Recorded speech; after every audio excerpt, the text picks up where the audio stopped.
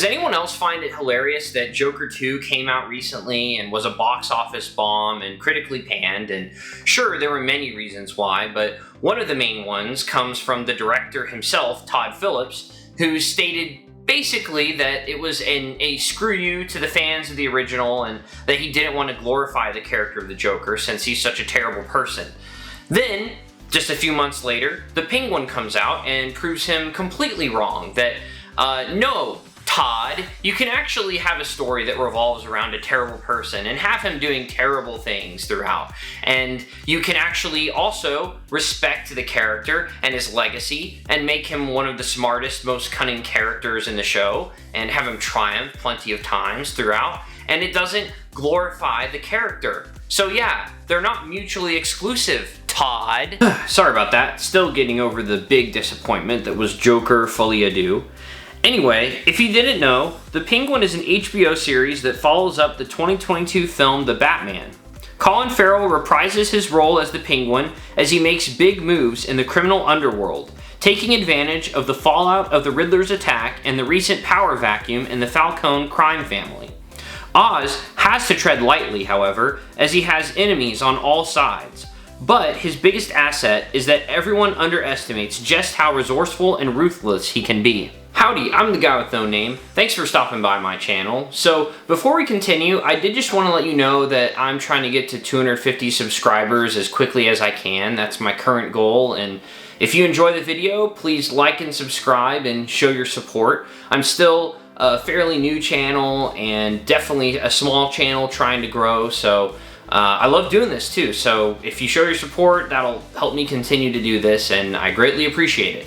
Anyway, let's get back to Penguin. So The Penguin is an HBO series created by Lauren LaFranc, who is also the showrunner, and stars Colin Farrell as Oswald Cobb, aka The Penguin, Kristen Milioti as Sophia Falcone, Carmine Falcone's daughter, Renzi Feliz as Victor Aguilar, a teenage small-time criminal whom Oz takes under his wing, no pun intended, Deirdre O'Connell as Frances Cobb, Oz's mother, and Clancy Brown as Sal Maroni, head of the Maroni crime family. First off, I gotta admit that while I did like the Batman, I didn't love it, and I'm a big fan of the character. I'm also a big physical media person, so I don't own any of the early movies, but I definitely own Christopher Nolan's Dark Knight trilogy and even Batman v Superman: Dawn of Justice, all in 4K, which is a big deal for me.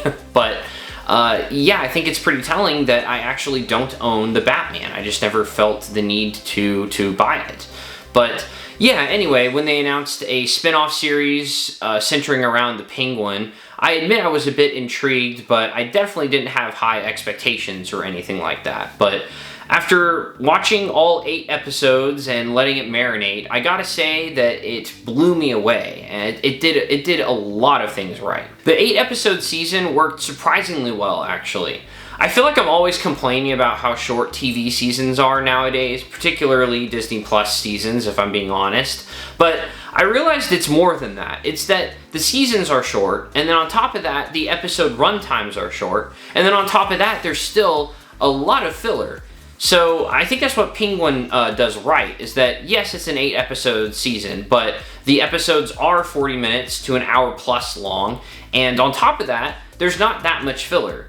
It does take its time to tell the story, and there are plenty of flashbacks throughout to give a lot of backstory to the characters, but really, at the end of the day, it's mostly progressing the story, so I wouldn't classify much of it as filler. Also, I love that it didn't fall into that cliche of, well, since the villain's the protagonist, we gotta make him more of an anti-hero, or, oh, we gotta make him go against someone who's obviously worse than him so that the audience will root for him. No, I love that the Penguin, sure, humanizes him some, and at times you'll find yourself rooting for Oz, but man, some of these revelations that you find out about him and some of the stuff that he does is pretty horrible, and you pretty much find out that he's irredeemable, and honestly, I love the show for that. It's a bold choice. Everyone in the cast does a stellar job from top to bottom, and I'm sure it helped that the story was so rich and well thought out and executed. I was really impressed with Lauren LaFranc and how she expertly crafted the series. Colin Farrell is yet again unrecognizable thanks to his impressive makeup, and I would say he was the standout, except that the entire main cast is full of standouts, to be honest. I think my only real complaint has to do with the flashbacks, and the more I think about them, the more I realize that maybe all those flashbacks were necessary to the series, because I feel like each and every one of them, if you take them out, it takes away from the story. But I think it more has to do with how long each of the flashbacks were. I think some of them could have been trimmed down just a little bit and we still would have understood it all. I just found myself sometimes kind of wanting to get back to the main story and get back to where we left off previously. But really, at the end of the day, to me, that's a nitpick. Seriously though, guys, if you haven't, give The Penguin a shot, because I think you're gonna like it. And even if you're not a fan of the Batman, I think it's great, and also it ends really well. Like, the ending just made me love it that much more. And I gotta rate it overall a 4.5 out of 5 stars. It also has a rewatchability factor as well, that there's a lot of backstory and revelations that occur throughout that I kind of want to go back and rewatch it, because I think it's going to be a pretty different experience for the second time.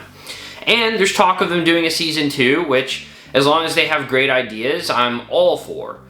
But yeah, thanks for watching, guys. If you enjoyed this and want to watch something else, I got a review of Joker Folia Do-Up, and also I got a lot of ranking videos if you're into that. Alright, I'll see you guys later.